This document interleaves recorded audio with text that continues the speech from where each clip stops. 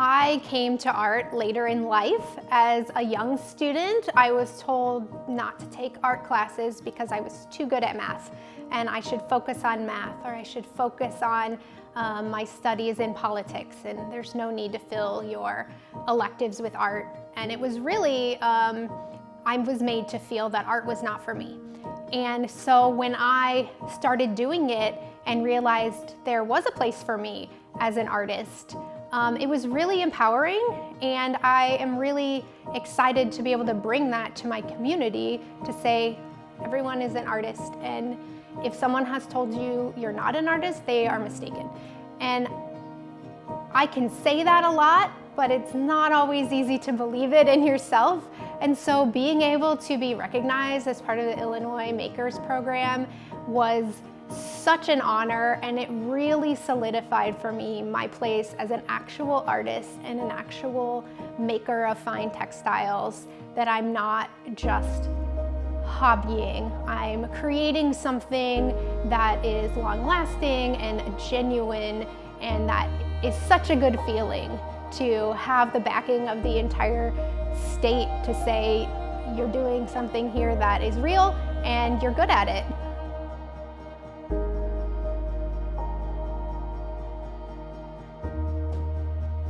The number one thing that motivates me is color.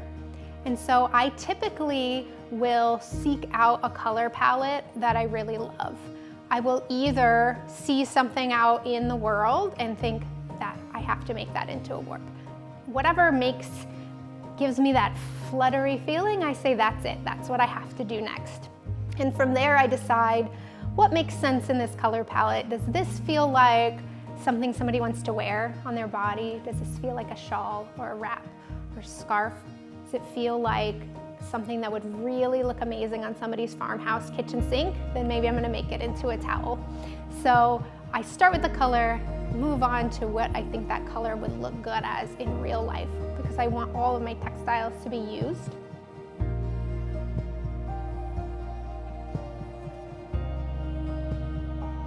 When the pandemic hit, I found all of my renovation plans significantly delayed, and instead of wait for the uncertain time that we were in, my husband, my 2 kids, and I decided that we would renovate it ourselves. So we took 2 years and we gutted the inside of our building and built it back up from the ground up and created the space that we're in today.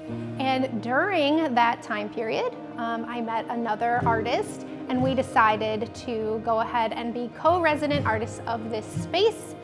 And in so doing, we thought maybe we could invite some kids into the space sometimes and teach them things while we were doing that and doing our art at the same time. The front half of kids' studio time really exploded, and so now I divide my time between running my nonprofit community art studio and continuing to do my Wayward Woven weaving business. You can find me on social media under Wayward Wovens. I'm most active on Facebook and Instagram. If you really want to see behind the scenes sneak peek, there are a few videos on TikTok for you to watch the process. You can also purchase things here in my studio. You can come visit Quoin, and if you're not up for a drive, you can find me on Etsy or on my website, both under Wayward Wovens.